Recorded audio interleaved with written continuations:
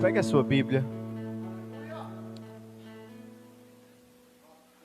Abra comigo no livro do Êxodo, o segundo livro da Bíblia Sagrada, capítulo de número 32.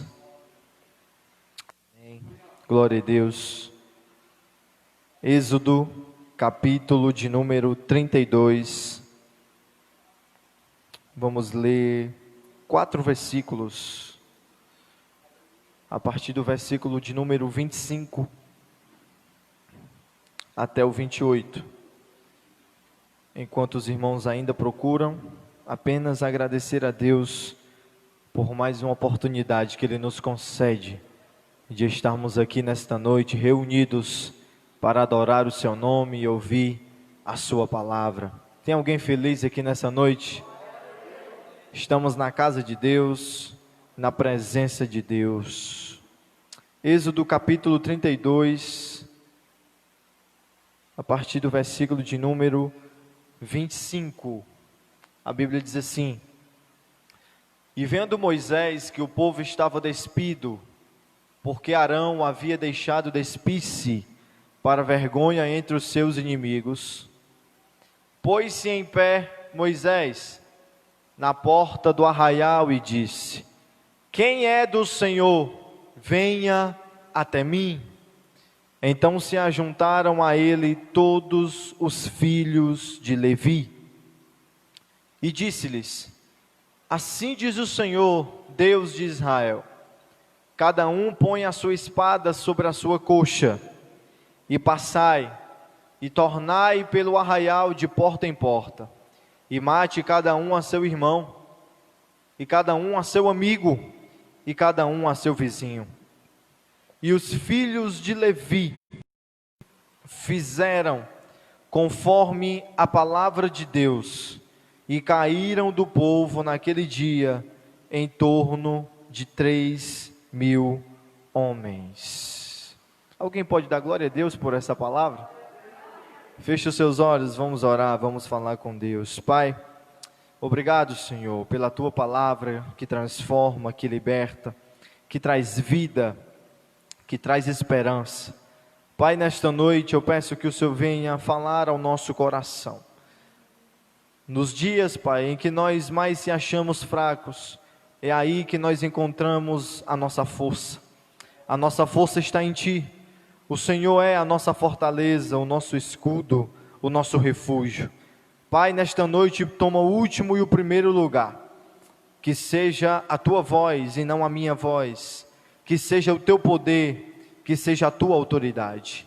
Senhor, abre os céus sobre nós nesta noite. E que venhamos ser cheios da Tua presença, impactados pela Tua palavra. Em nome de Jesus. Amém. E amém. Os irmãos podem sentar, glorificando a Deus. Wagner. Fica comigo baixinho. Glória a Deus. Queridos, a palavra de Deus, ela é muito verdadeira, muito direta. Ela é a nossa bússola, o nosso guia de vida. E sem essa palavra, nós iremos cair, iremos fracassar. A palavra de Deus é tudo que nós temos. Através da palavra que nós aprendemos a ficar de pé. É através da palavra que nós aprendemos a continuar de pé, a não cair, a caminhar. E a palavra de Deus nessa noite é muito forte, ao mesmo tempo muito sincera. Nós estamos diante de um texto muito aterrorizante, um texto muito claro, um texto muito verdadeiro. 4 versículos que falam de morte, versículos que falam de exterminação, da ira de Deus revelada para com o seu próprio povo, a sua própria nação. Interessante nós analisarmos a história do povo de Israel. A história do povo de Israel se inicia em uma madrugada, Há muitos e muitos anos atrás, no calar de uma madrugada, Deus se revela para o patriarca Abraão, em sonhos, em uma revelação que nós vemos em Gênesis capítulo de número 12.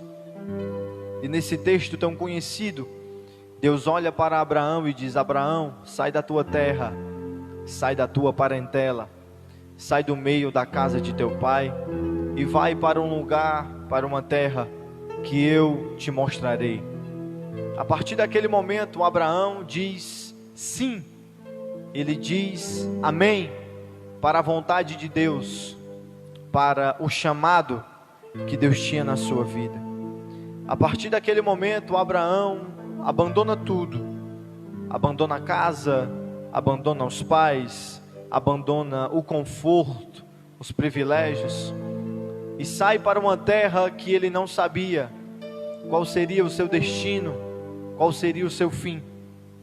A vida de Abraão é marcada por muitos desafios, desafios esses que Abraão, com a força de Deus, consegue vencer, passar por cima, consegue sair vitorioso. É por isso que a própria palavra de Deus nos ensina que Abraão é o pai da fé, aquele que nos ensinou sobre a fé verdadeira, a fé que não importa o que eu tenho, mas o Deus que está do meu lado. A vida de Abraão, o chamado de Abraão, é um chamado, é uma vida marcada por desafios, dificuldades, mas Abraão, com a sua fé em Deus, com a sua vida diante do altar, ele conseguiu vencer todas as guerras, todas as lutas, todas as dificuldades que se colocaram diante dele. Os irmãos sabem que de Abraão veio Isaac, e de Isaac veio Jacó. Isaac também, um homem muito obediente, que viveu e seguiu o chamado que Deus tinha para a sua vida, para a sua trajetória. Jacó já era um pouco mais diferente do seu avô e do seu pai Isaac. Jacó precisava de um encontro com Deus. Jacó precisava que Deus entrasse na sua vida, mudasse o seu caráter. E é isso que acontece. Através da Bíblia nós aprendemos que Deus entra em ação na vida de Jacó. Deus quebra ele, fisicamente falando e espiritualmente falando. Deus molda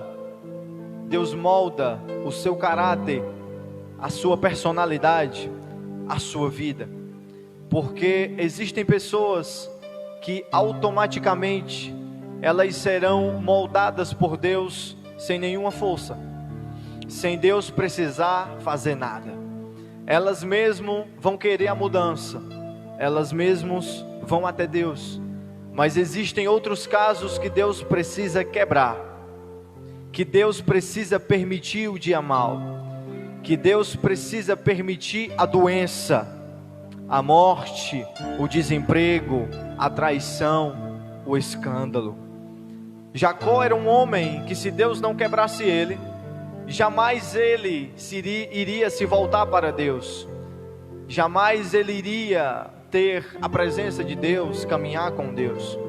Foi necessário que Deus entrasse na sua vida, quebrando o seu egoísmo, quebrando o seu orgulho, quebrando a sua soberba, para que ele pudesse ser transformado de Jacó para Israel, para que ele pudesse ter um caráter aprovado pelo Deus que havia o chamado. Isso nos ensina que existem momentos na nossa vida, existem situações que nós temos a humildade de deixar Deus entrar, e Deus faz, e Deus transforma. Mas existem outra classe de pessoas que elas só vão criar jeito, vamos dizer assim, elas só vão criar vergonha, elas só vão deixar a ficha cair, as escamas dos olhos caírem, quando vier a traição, quando o homem mentir para elas, quando vier o furto, o roubo, a mentira, o escândalo, quando vier aqueles momentos que o homem vira as costas para nós. Quando vier a doença e nós ficamos acamados, sem poder se levantar. Se mexemos para um lado e dói, se mexemos para o outro lado e dói mais ainda. É nesses momentos que Deus olha para nós e diz: eu estou quebrando você, eu estou quebrando o teu caráter, eu estou quebrando os seus defeitos, as suas deficiências, para que você venha entender que quando você está sorrindo, eu sou teu Deus, mas quando você derrama lágrimas, eu também sou o teu Deus. Quando você vence as guerras, eu sou o teu Deus, mas quando você perde, tem que voltar de cabeça baixa, naquele momento, eu também sou o teu Deus.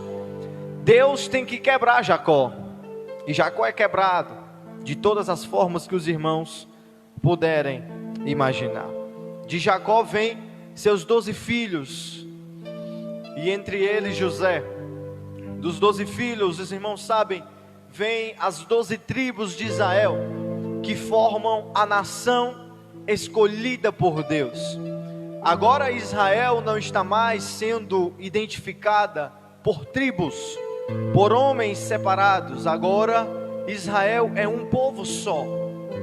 12 homens que geram 12 tribos, que geram 12 culturas, mas agora Deus une essas 12 tribos, essas 12 culturas em um só povo, em uma só nação.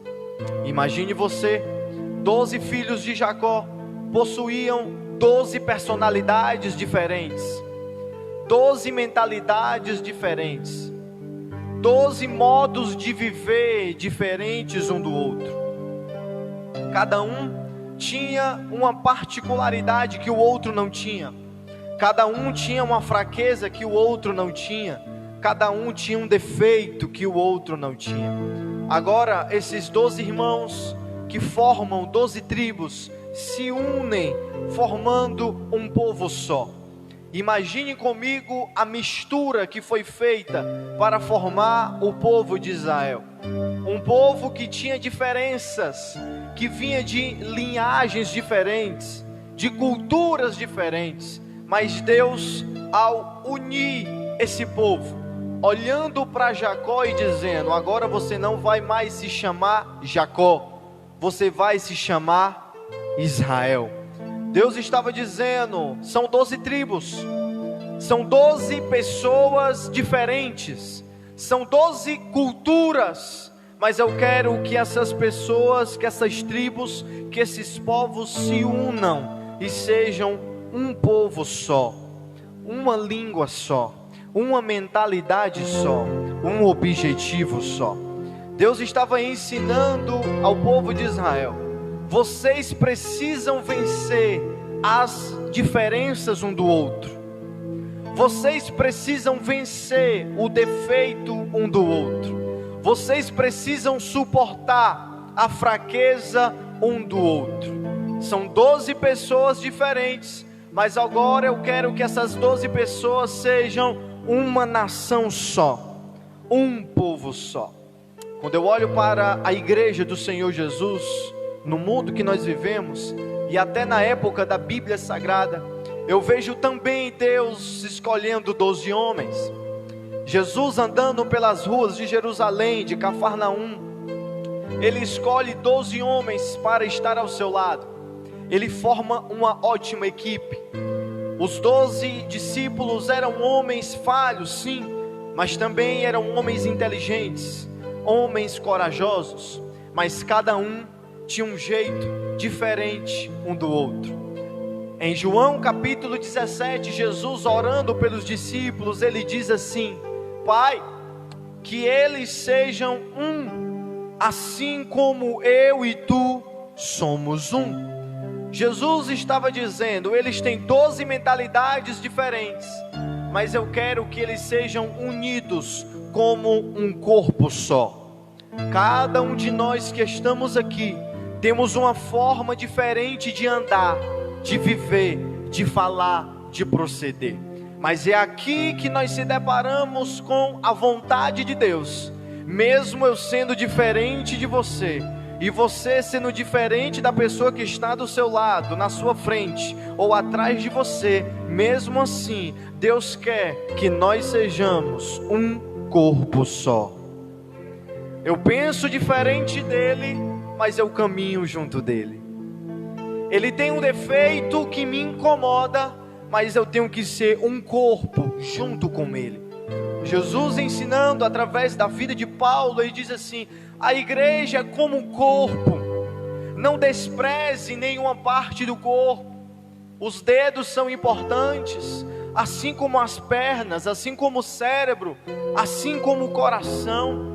Deus estava dizendo, cada um tem a sua particularidade, cada um tem a sua função, mas mesmo com as suas diferenças, eu quero que o meu povo seja um povo só. Quando nós vamos conviver com as pessoas, quando nós vamos se sentar, andar, ouvir, falar, conviver, nós percebemos rapidamente que a pessoa que eu estou conversando é diferente de mim, tem um pensamento diferente do meu, tem coisas que muitas das vezes eu não gosto e que me irrita, mas mesmo assim, a Bíblia nos ensina que eu preciso ser um povo só, mesmo que este irmão não me agrade, mesmo que as suas palavras não me agradem, mesmo que o jeito dessa pessoa não me agrade, eu preciso ser um povo só. Deus olha para os 12 filhos de Jacó e diz: se unam, que essas 12 tribos sejam uma só nação. E eis aqui a grande dificuldade: ser um, ser unido, andar junto, ser uma igreja só, um povo só, e ao mesmo tempo vencer as indiferenças, vencer os defeitos do outro, vencer as fraquezas do outro, mesmo sabendo que o outro é fraco, eu chamo ele para perto, eu agrego, eu abraço, eu caminho ao seu lado. Se ele cair, eu estendo a mão para ele levantar. Se ele chorar, eu dou um lenço para ele enxugar as lágrimas. Se ele deseja desistir, eu libero uma palavra de coragem, porque agora não caminho sozinho, somos todos nós, mas na visão espiritual nós somos uma igreja, um povo, uma língua, uma nação, uma só mentalidade. Deus estava ensinando: eu quero que esse povo seja um povo só. E mesmo com os defeitos, a nação de Israel se levanta. Agora não são mais tribos, agora é uma nação escolhida, um povo escolhido por Deus. Um dos filhos de Jacó, o mais famoso deles, é José. José é vendido pelos seus irmãos e vai para o Egito. Chegando ao Egito, depois de muitos anos, ele consegue autoridade. Ele consegue chegar em um ponto a ser chamado de governador, um homem cheio de honra, um homem cheio de méritos. Interessante é que se passam 430 anos após a morte de José, se levanta um faraó que não conhecia José, que não conhecia a história dos judeus, e ele começa a ver que o povo de Israel era um povo que trabalhava, era um povo valente, era um povo grande. E vem ao seu coração a vontade de escravizar, algemar, prender o povo que Deus havia escolhido. 430 anos se passaram e foram 430 anos de algema na mão. 430 anos de escravidão, 430 anos que o povo se alimentou com as piores comidas, não tinha bem-estar, não tinha conforto, não tinha paz, não tinha alegria. A Bíblia diz que houve um momento que Deus ouviu o clamor do seu povo, que Deus viu as lágrimas do seu povo, que Deus sentiu a dor que o seu povo estava sentindo, e Deus vai até Moisés e diz: Moisés, levanta-te, eu te enviarei ao Egito, e eu quero que você seja o libertador do meu povo, aquele que vai arrancar o meu povo da escravidão, que vai mudar esse cenário, que vai mudar essa situação. Você vai ser um libertador. Quando eu olho para Moisés, olha para mim. Quando eu olho para Moisés, eu lembro de Cristo. Moisés, ele é exatamente uma figura, um espelho que reflete a pessoa bendita de Cristo Jesus. Se Moisés foi chamado por Deus para libertar apenas o povo de Israel, Cristo foi enviado para libertar homens de toda língua, de todo povo, de toda nação. O chamado de Deus para Moisés era específico, era um chamado local, para aquele momento, para aquele dia, para aquela data. Moisés foi chamado para libertar apenas o povo de Israel. Moisés era apenas uma figura, uma sombra daquele que haveria de vir.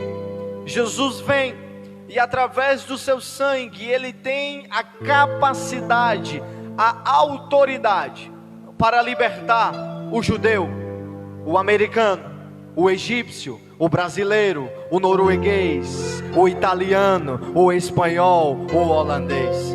O chamado de Moisés era local, o chamado de Cristo é universal.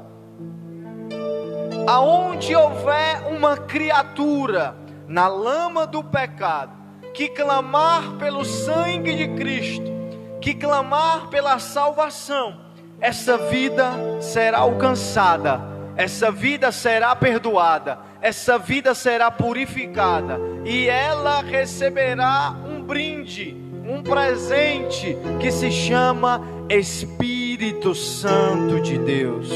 O mesmo Espírito que habitou em Cristo, agora mediante a libertação, habita também na igreja. O que a Bíblia está nos ensinando? Que Deus levanta Moisés apenas para um ensaio, apenas para uma preparação, para que depois de alguns anos ele enviasse Cristo e mostrasse de fato o seu real objetivo, que não é libertar apenas os judeus escolhidos por causa da descendência de Abraão, mas ele veio para libertar a mim, ele veio para libertar você, ele veio para libertar todos que levantem a mão e clamem pela liberdade. Ele veio para todos, o seu chamado é universal. Então podemos dizer que Moisés é uma figura de Cristo, é um espelho de Cristo, é um ensaio para que Cristo no futuro realmente mostrasse a vontade soberana de Deus. E isso é dádiva, isso é honra, porque o propósito inicial do Criador era que o povo judeu fosse chamado de seu povo. No Antigo Testamento, quem gosta de Bíblia vai anotando, vai guardando a palavra. No Antigo Testamento, Deus olhou para o seu povo e disse: tu és o meu povo e eu sou o teu Deus. Então até o livro de Malaquias, que é o último livro do Antigo Testamento, o povo, a esposa, a noiva, a amada, o escolhido de Deus, era apenas o povo de Israel. Mas quando de repente vem um tal de Jesus, vindo lá de Nazaré, com seus pés empoeirados, rejeitado pelo povo da sua própria cidade, ele vem gritando e diz aqui: porque Deus amou o mundo de uma tal maneira que deu o seu Filho unigênito para a salvação de todo, para a salvação de todo aquele que nele crê. Jesus estava gritando para toda a humanidade ouvir: alegrem-se, regozijem-se, aplaudam, glorifiquem a salvação que era apenas para um povo, para uma nação, teve as barreiras quebradas, as muralhas caíram. Este sangue alcança a todos, essa salvação alcança a todos, essa graça foi derramada sobre todos, essa dádiva foi derramada sobre todo aquele que quer Jesus na sua vida. O plano que foi feito para um momento, uma circunstância, de repente se abre. Sabe aquele projeto que você inicia e você diz assim: não, nesse projeto eu vou conseguir apenas isso, isso e isso. E de repente Deus começa a abençoar, de repente Deus começa a abrir as portas, e aquele negócio, aquele projeto que você começou, começa a alcançar pessoas que você não imaginava. Você começa a crescer, você começa a prosperar. Foi exatamente o que aconteceu com o projeto da salvação. Hoje nós podemos bater no peito e dizer: eu não sou judeu, meu pai não é judeu, minha mãe não é judia, mas o sangue derramado lá no Gólgota, o sangue derramado lá no Calvário, me alcançou, me renovou, me purificou.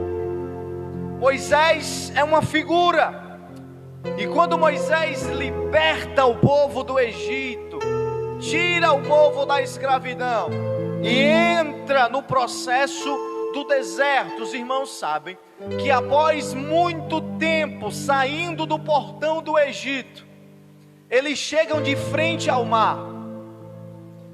Moisés se desespera porque ali não havia mais saída, não havia mais solução, e a Bíblia diz que Deus ordena ao seu servo dizendo: estende o teu cajado, usa a autoridade que eu te dei, e o mar se abrirá e o povo passará.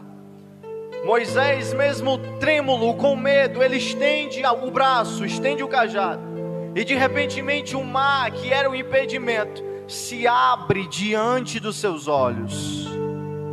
O povo passa, o povo atravessa. Os irmãos sabem que os cavaleiros de Faraó vão atrás do povo de Israel para tentar impedir o projeto de Deus se realizar na vida daquele povo.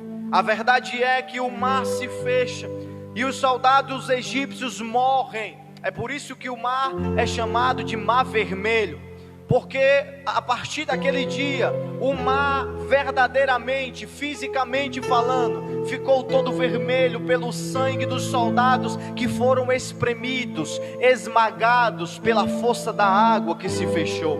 Após chegarem do outro lado, eles estavam assustados porque nunca viram uma cena parecida com aquela. De repente uma mulher puxa um instrumento e começa a tocar, e começa a se alegrar, e o povo adora, e o povo glorifica a Deus.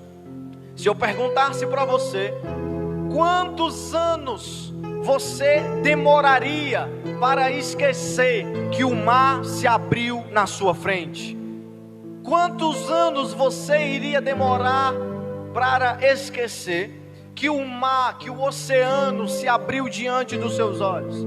Quem sabe você poderia dizer: passaria 10 anos e eu ainda iria lembrar. Passaria 20 anos e eu ainda ia ter a cena na minha mente.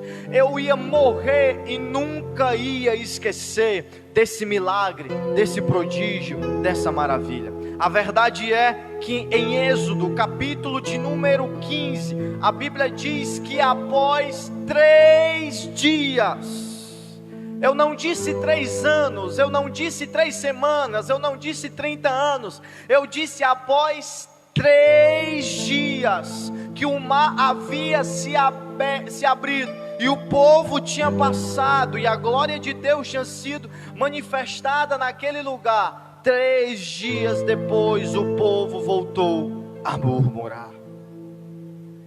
3 dias depois que eles viram aquele acontecimento glorioso, aquele fato extraordinário, 3 dias depois, eles voltam a reclamar que não tinha comida, eles voltam a reclamar que não tinha água, eles voltam a murmurar.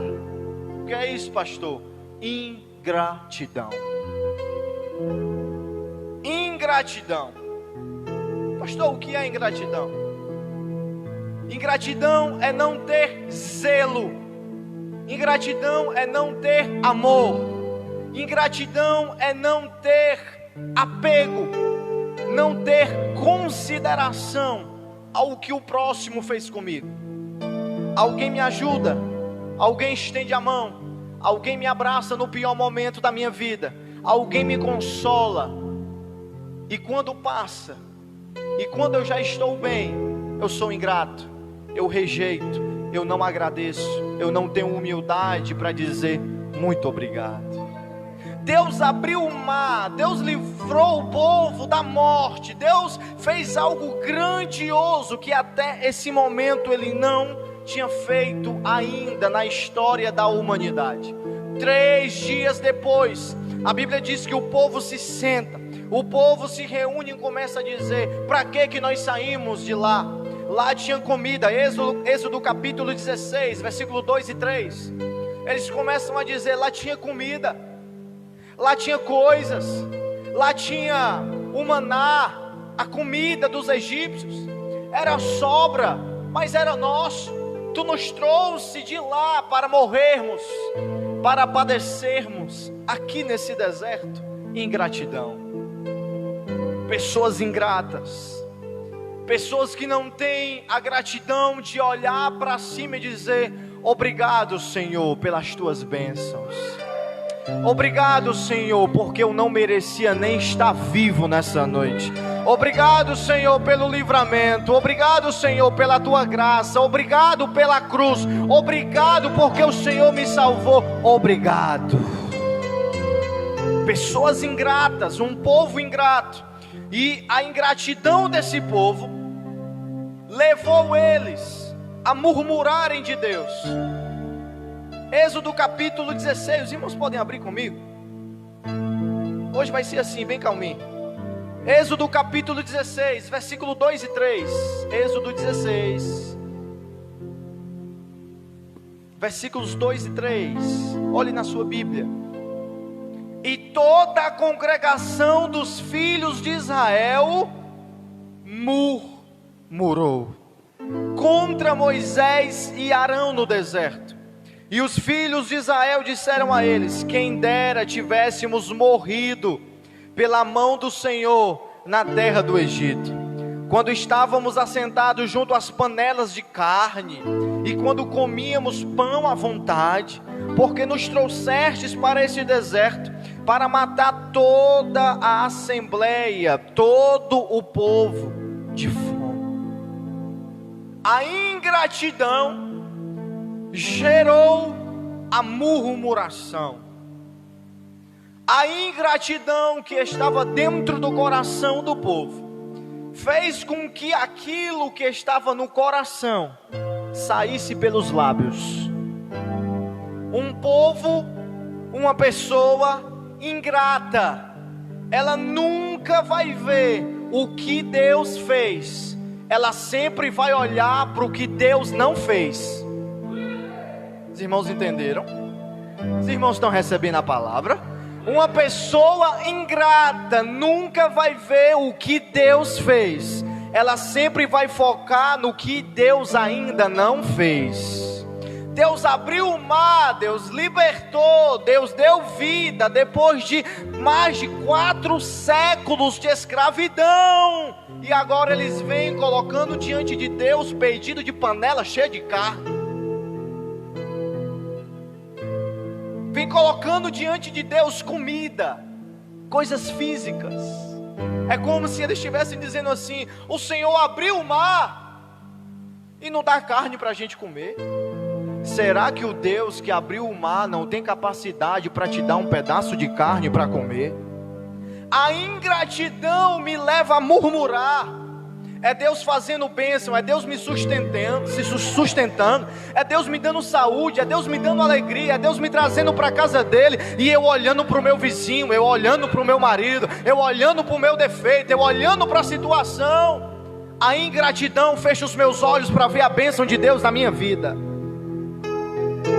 Uma igreja ingrata nunca vai focar no que Deus fez, nas maravilhas, nas bênçãos. Ela sempre vai dizer assim: ainda falta isso, ainda falta aquilo. Eu não quero saber o que me falta, eu quero saber que tudo que eu preciso eu já tenho. É a presença dele em mim, é a graça dele em mim, o resto é lucro. A presença dele é o que me satisfaz.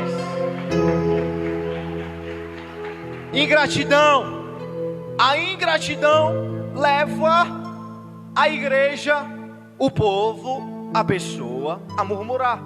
Sabe aquela pessoa que você olha para a vida dela, ela vive bem, não falta nada, ela tem motivos para sorrir todo dia, todo dia.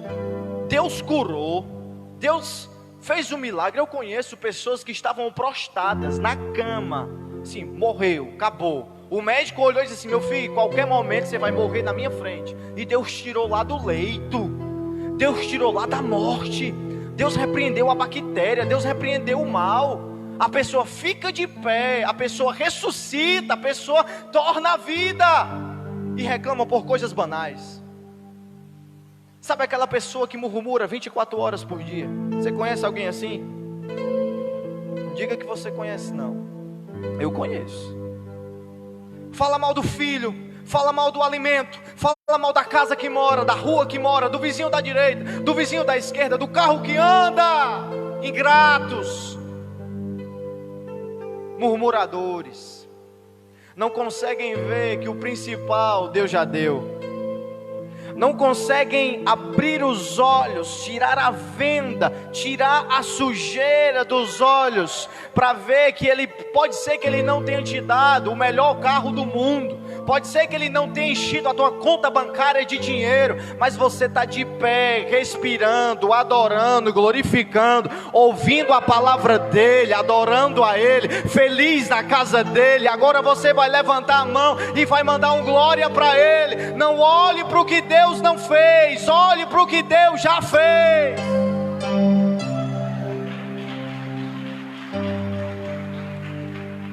Mas além da ingratidão produzir a murmuração, a ingratidão desse povo também não permitiu que eles vissem as bênçãos de Deus na vida deles. Primeiro, Deus livrou eles da escravidão, 430 anos escravo. Êxodo capítulo de número 14, é o capítulo que vai narrar o momento que eles saem da terra do Egito. E olha o detalhe, um escravo, pense comigo, um escravo era para sair humilhado, sim ou não?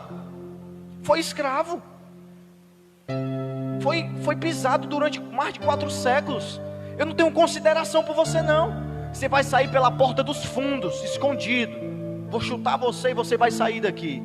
O povo de Israel saiu pela porta da frente, Êxodo capítulo 14, e ainda levou ouro, prata e animal. É Deus dizendo: estou tirando vocês da escravidão e já estou preparando vocês para uma terra de prosperidade. E eles não estavam percebendo, já recebendo as bênçãos. Só o fato de estarem sendo libertos já era uma bênção. E estavam saindo da escravidão com ouro, prata e animal. Quem sai da cadeia com ouro, prata e animal? A pessoa sai da cadeia com a roupa do corpo, sem direito a nada, às vezes rejeitada até pela família.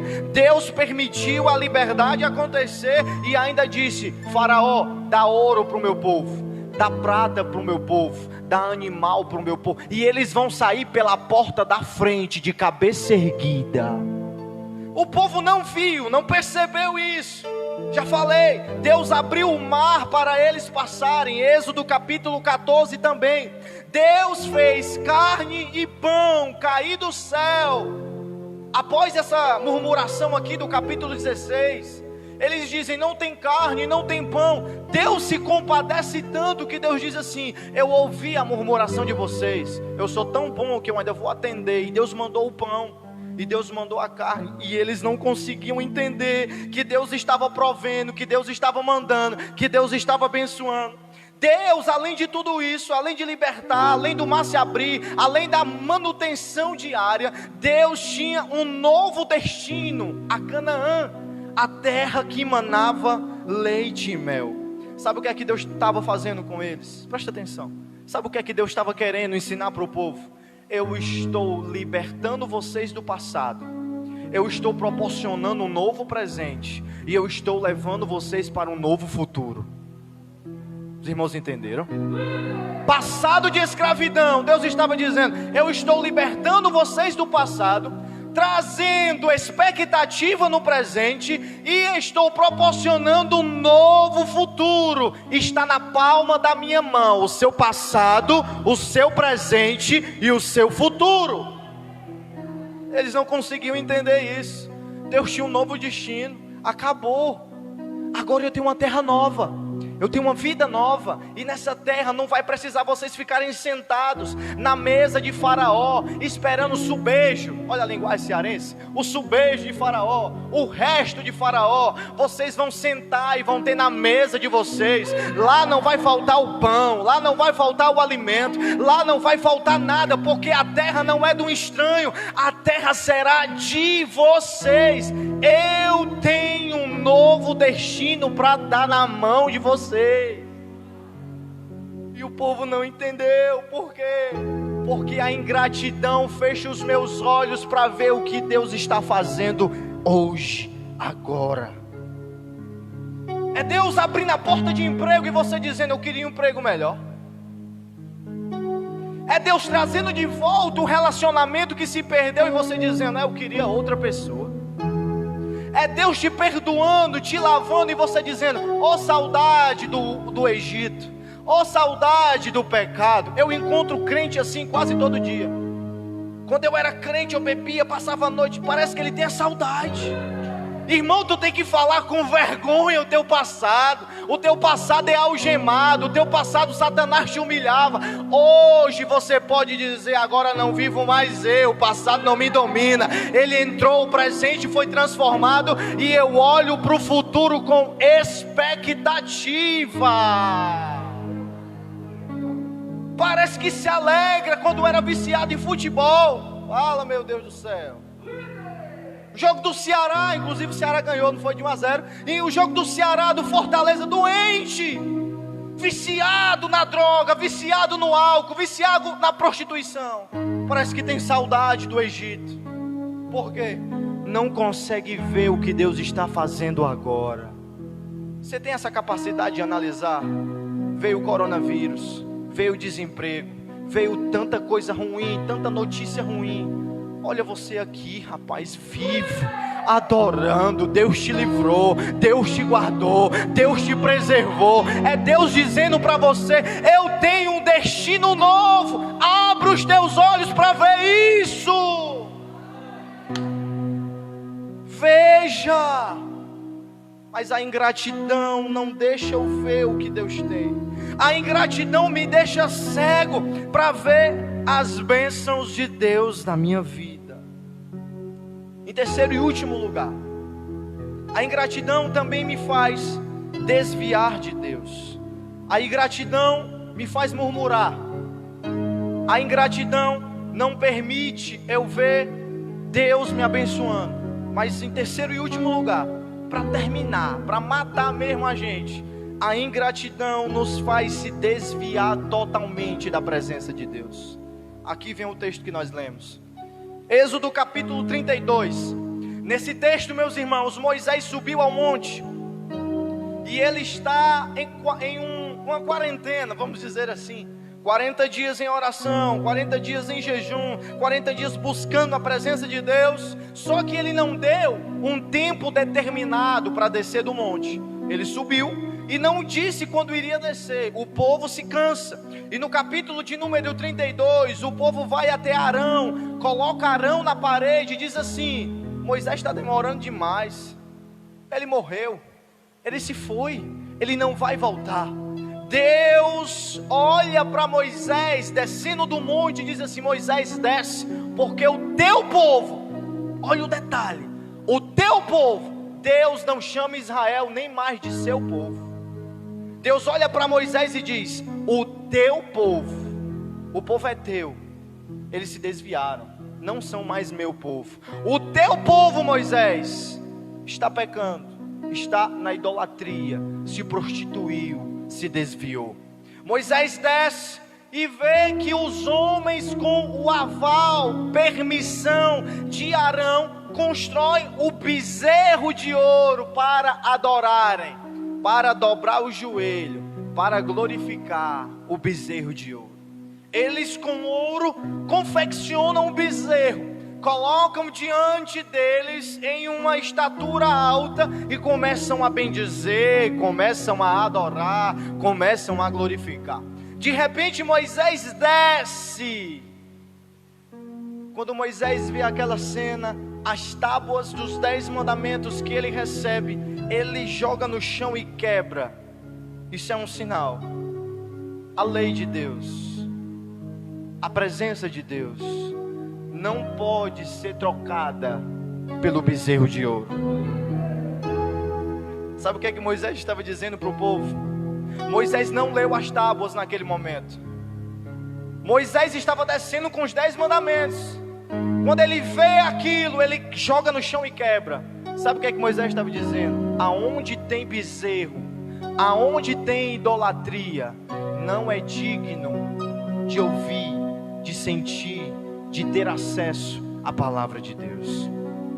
Aonde tem pecado, aonde tem sujeira, esse ambiente não é digno de receber a luz, a graça, a santidade de Deus. Após quebrar as tábuas, ele vai até o povo, e a primeira coisa que ele faz é falar com Arão. Aí Arão se desculpa dizendo: o povo, o teu povo, todo o peso estava sobre Moisés. Deus olha para ele e diz: o teu povo. Arão olha para ele e diz: o teu povo. Me impressionou. Eles disseram assim: façamos deuses para que nós possamos adorar. Aí vem Moisés, no versículo 25 que nós lemos, Êxodo 32, versículo 25. Aí Moisés diz assim: e quando Moisés viu que o povo estava nu, nu não é no sentido literal, nu fisicamente, despido da moral, da ética, da essência, da espiritualidade. Quando Moisés viu que eles estavam nu, porque Arão havia despido para a vergonha entre os seus inimigos, então Moisés se colocou na porta do arraial e disse: quem está do lado do Senhor, que ele venha até mim. Moisés estava dizendo: quem ainda não se desviou, quem ainda não adorou o bezerro, quem ainda não se dobrou diante do pecado, venham até mim. Mas a ingratidão da maioria do povo levou esse mesmo povo a se desviar da presença de Deus, e substituindo o santo pelo profano, o Deus invisível pelo Deus de D minúsculo, tocável, físico. Tiraram Deus e colocaram o bezerro. Trocaram o santo pelo profano, o limpo pelo imundo. Eles estavam dizendo: não quero mais esse Deus de Moisés, não quero mais esse Deus que abriu o mar, não quero mais esse Deus que mandou o maná, não quero mais esse Deus que Moisés nos apresentou. Não quero mais louvar, não quero mais chorar, não quero mais ler a Bíblia, não quero mais ir aos cultos, não quero mais a presença, eu estou desviado. A ingratidão que nós temos para com Deus nos fará se desviar da presença dEle. Costumo dizer que o nível da minha adoração depende do meu nível de gratidão. Vou repetir. O nível da minha adoração vai depender do meu nível de gratidão.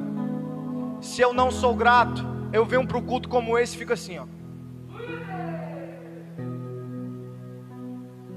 Se eu tenho gratidão, eu não consigo chegar aqui e não chorar.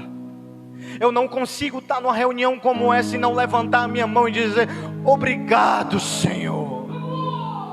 O meu nível de gratidão vai definir o meu nível de adoração. Quanto mais grato eu sou, mais eu choro. Quanto mais grato eu sou, mais eu adoro. Quanto mais grato eu sou, mais eu clamo. Quanto mais grato eu sou, mais eu enfrento o que for, mas eu não largo o meu Deus. Gratidão produz adoração.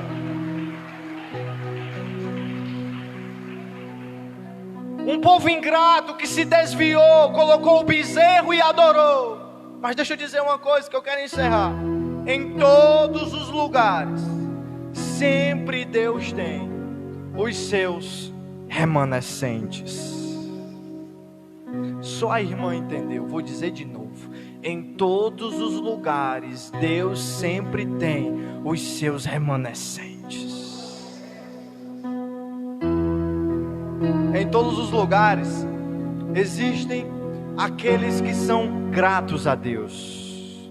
Moisés grita dizendo: quem é de Deus, quem está do lado do Senhor, que esse venha até mim. Versículo 26 diz: e todos os filhos de Levi, versículo 26, e todos os filhos de Levi, alguns, poucos, não, e todos os filhos de Levi se achegaram até ele, se achegaram até Moisés. Quem são os filhos de Levi? Os famosos levitas, que futuramente iriam ser responsáveis, presta atenção, por entrar dentro do templo, cuidar do templo, sentir e ver a presença de Deus de perto. Moisés estava dizendo: há alguém no meio de vocês que não se corrompeu? Há alguém com a gratidão em dia ainda? Há alguém grato a Deus ainda por tudo que ele fez? Aí, versículo 26, depois que Moisés se calou, todos os levitas se aproximam de Moisés. O que é que ele estava dizendo? Nós ainda somos gratos a Deus. Nós ainda temos gratidão a Deus. E essa gratidão produz algo muito lindo. Deus olha para os levitas e diz: eu vou dar herança para todas as outras 11 tribos. Cada tribo vai ter o seu pedaço de terra. Alguns vão para o norte, outros vão para o sul, uns para o leste, uns para o oeste. Cada um vai ter a sua herança, os seus bens. Mas a herança dos levitas é a minha presença. Deus estava dizendo: se vocês são gratos, se vocês estão com a gratidão em dia, eu vou dar a vocês uma honra que não darei às outras 11. Que é isso, pastor? Deus faz acepção de pessoas. Pergunte a um pai que tem 3 filhos e ele entra dentro de casa e um apenas vai até ele. Pergunte qual deles ele vai dar mais atenção. O pai não tem culpa se dos 3, um é o que corre mais atrás dele. O pai não tem culpa se ele tem 3 filhos e quando ele chega é apenas um que corre, que beija, que abraça, que diz: papai, você chegou. Ei, irmão, não é acepção de pessoas não. É que Deus não tem culpa se tem gente que busca pouco e tem gente que busca muito. Deus não tem culpa se tem pessoas ingratas e tem pessoas gratas. Deus não tem culpa. Ei, nós estamos aqui. O que é para fazer? Cada um pega a sua espada. Versículo 27. Cada um pega a sua espada. Entrem em cada porta. Mate seu irmão, mate seu amigo. O que é que Deus está dizendo? Quero ver se vocês são meus mesmo. Quero ver se vocês estão do meu lado mesmo. Versículo 28. E os filhos de Levi, versículo 28, fizeram conforme a palavra de Moisés. Sabe o que é isso? Obedeceram à risca o que Deus mandou. A gratidão gera obediência. Pensei que vocês iam dar glória a Deus. Quando eu sou grato, eu obedeço. Quando eu sou grato, eu digo: sim, Senhor, eis-me aqui. Quando eu sou grato, eu digo: eu não quero, mas eu vou. Eu não posso, mas eu vou. Eu farei conforme Deus mandar. Pastor, como é que a gente pode detectar uma pessoa ingrata? Quando a gente pede e ela desobedece. O ingrato é desobediente, mas aquele que é grato é obediente. E esse obediente vai receber o quê? Vai ter o quê como herança? Vai ter o quê como fruto? O que os outros não vão ter: a presença de Deus diariamente na minha vida. O que os levitas fizeram, as outras tribos não fizeram. Deixa eu dizer uma coisa, deixa eu ser um pouco teológico aqui nessa noite. Deus constrói o tabernáculo e diz assim: apenas os levitas podem entrar. Até na calçada do tabernáculo, nenhum outro homem pode pisar, tem que ser levita. Se as outras tribos quiserem ofertar, elas têm que vir até perto do altar, mas não podem nem pisar nos degraus. Apenas levita podem pisar. Quando entrava no tabernáculo, tinha o átrio, que ficavam os pães da proposição, que ficavam as especiarias do altar. Apenas levitas poderiam entrar. Tinha mais na frente o lugar santo, que era o lugar onde o sacerdote entrava, melhorava o fogo ali do candelabro, limpava o altar da proposição. E aqui do seu lado esquerdo tinha um lugar chamado Santo dos Santos. Um homem, uma vez por ano, podia entrar naquela sala, e só podia entrar se fosse levita. Sabe o que é que Deus está dizendo? Vocês plantaram em mim e vão colher em mim também. Foram gratos, pois recebem a minha bênção. Foram gratos, pois recebem a minha glória. Foram gratos, pois recebam aquilo que os outros não vão ter. Quem recebe essa palavra nesta noite, levante a sua mão e adore ao Senhor Jesus. Oh Deus, gratidão. Aquele que é grato vive o que o ingrato nunca vai viver. É por isso que hoje eu te aconselho a fechar os teus olhos e dizer: obrigado, Senhor. Perdoa pela minha ingratidão. Perdoa pelas vezes que eu murmurei. Perdoa pelas vezes que eu reclamei. Obrigado, obrigado, obrigado, obrigado. Gratidão. Gratidão. Fiquemos de pé.